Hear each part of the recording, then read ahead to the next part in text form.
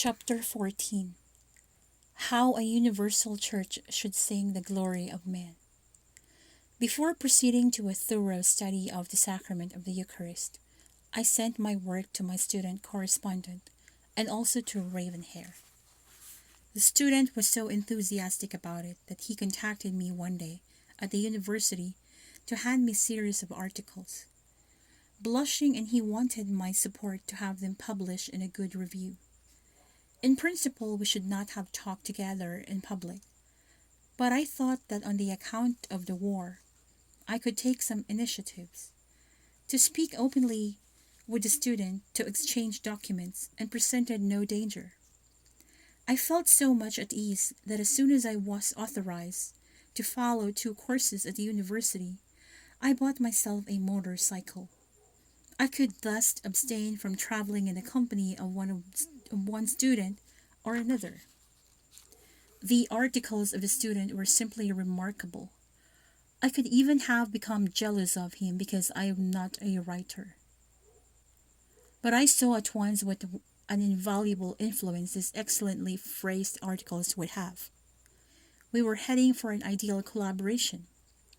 I was producing the ideas coldly presented in their rigorous logic, and the student chose the most remarkable ones, or at least those which would inspire his astute articles.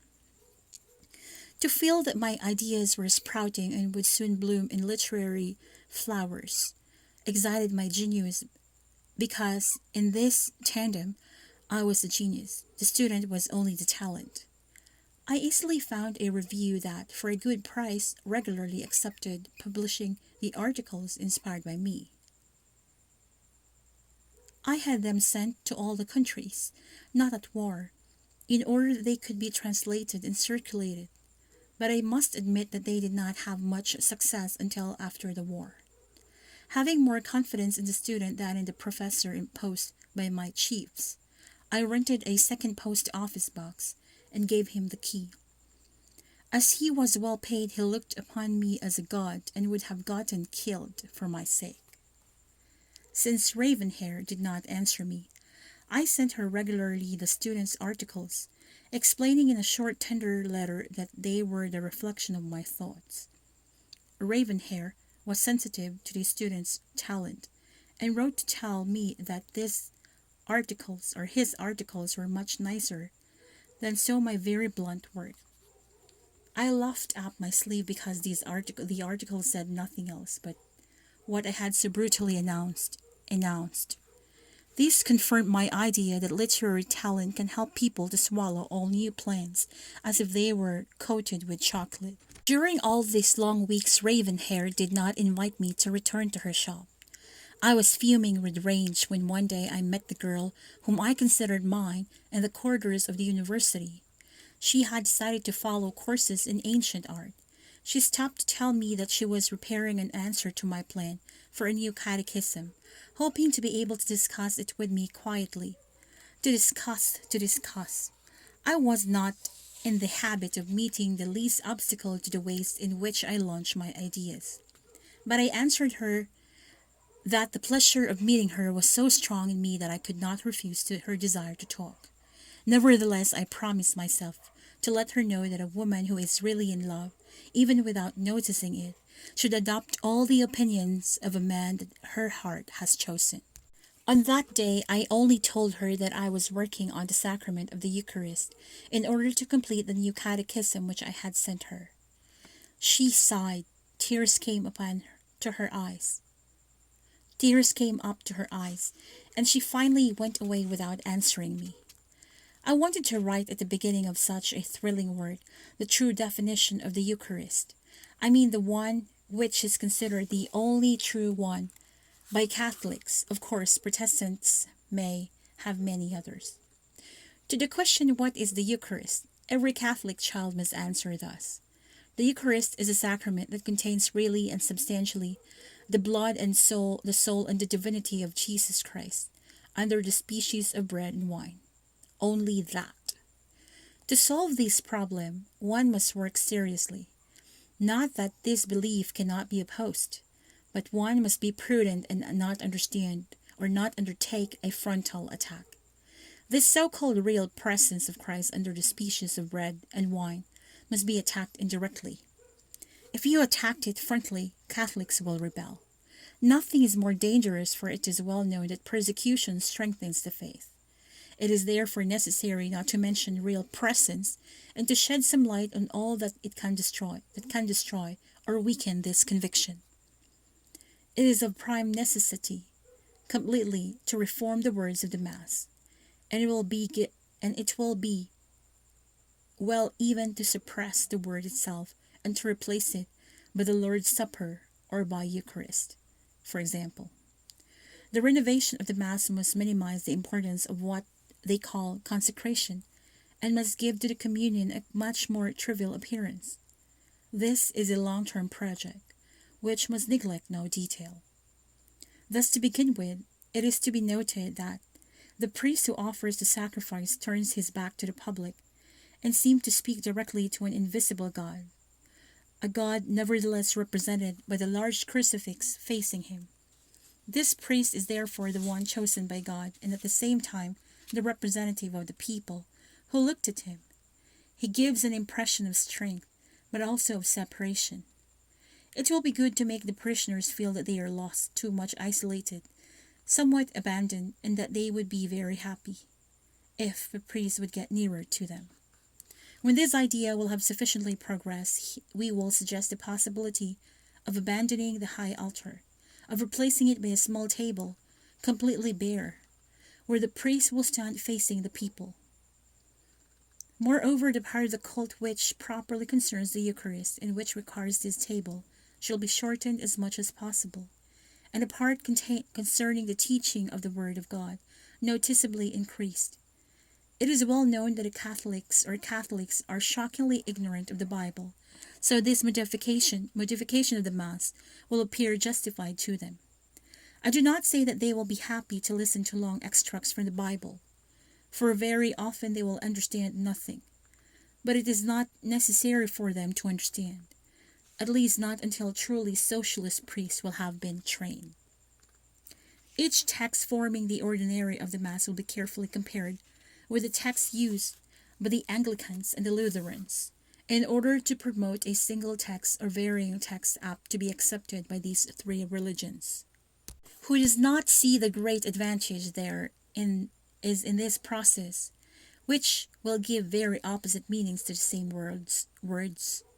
Thus the unity of minds will be accomplished in ambiguity, for it cannot be done otherwise. There is no other alternative, conversion or ambiguity. I chose this expedient, which allows one to do away with the real presence. When Catholics will see Protestants receive communion at their masses, without having been converted, they will no longer have confidence in their ancient real presence. It will be explained to them that this presence only exists in so far as it is believed. Thus they will feel themselves to be the creators of their entire religion, and the most intelligent among them will know how to draw the required conclusions. To weaken further the notion of real presence of Christ, all decorum will have to be set aside. No more costly embroidered vestments, no more sacred music, especially no more Gregorian chant, but a music in jazz style, no more sign of the cross, no more genuflections, but only in dignified and stern attitudes. Moreover, the faithful will have to break themselves of the habit of kneeling, and will also be absolutely forbidden when receiving communion. Very soon the host will be laid in the hand in order that all notion of the sacred will be erased. It will not be a bad thing to allow certain persons previously chosen to receive communion under the two species as priests do, because those who will not receive wine will become terribly jealous and therefore be tempted to abandon all religion, which is to be hoped for. Besides, it will be strongly recommended not to say Mass anymore on weekdays. Modern people have no time to lose. Another excellent method will consist in saying Mass at home, in the family, just before or after the meal taken in common. For this purpose, the fathers and mothers will be allowed to receive the sacrament of orders. who does not see the advantage of this method, which removes the need of costly places for their religion. In order to destroy all sacredness in the worship, the priest will be invited to say the whole Mass in the vernacular, and especially to recite the words of the consecration as a narration, which they are in reality.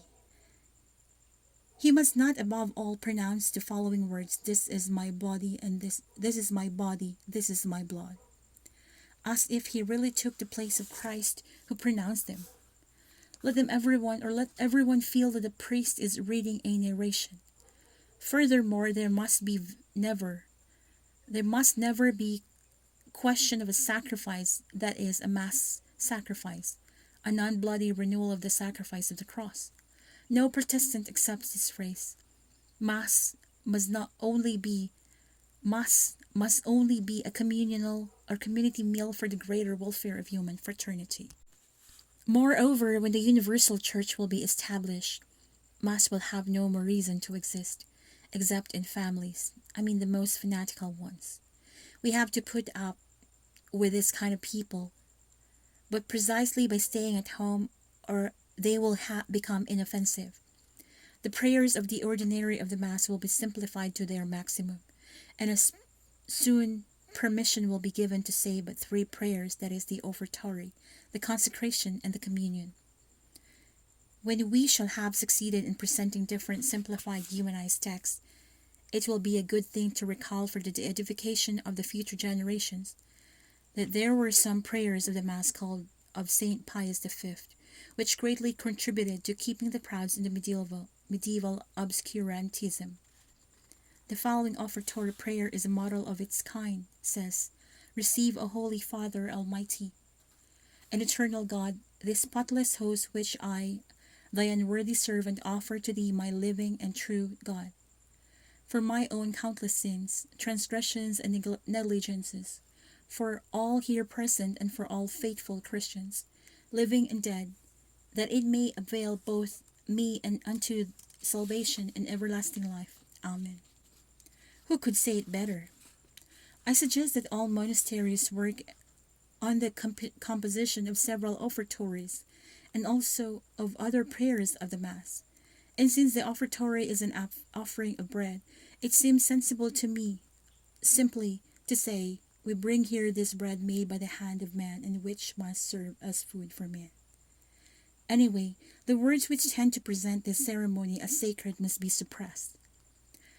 I will give only one example. In the Old Mass we have always said, "Jesus took bread in his holy and venerable hands." The word holy must disappear from our vocabulary. We will not mention holy and venerable hands. We will say instead, "He took bread and blessed it." This is a good example of the spirit with which this work must be pursued. For my part, I have not time at present, but later I will also compose one or more masses of my own. On the other hand, this is a monk's work. And of course, when Mass will include only 3 obligatory prayers, it will always be permitted to add psalms, hymns, lectures, and sermons according to each one's taste. Since this Mass will only be a common meal, it will be very important that this table be large enough to seat 12 persons. I always thought it ridiculous that to eat, these people are obliged to inconvenience themselves and rush out of their pews. One cannot deny that at the communion table there is often a shuffle. It is their fault. Why do they call a simple railing a table? Therefore, I would like to see each church filled with tables, each capable of sitting 12 persons. Some believe that at the Last Supper they were 13, but since everybody is sacred of that number, or scared of that number, we will adopt the belief that Judas had gone out before the breaking of the bread. This will require ordaining a much larger number of priests. It is easy. It will be sufficient to require only a good certain will, a certain good conduct, and no unending studies, no celibacy, of course.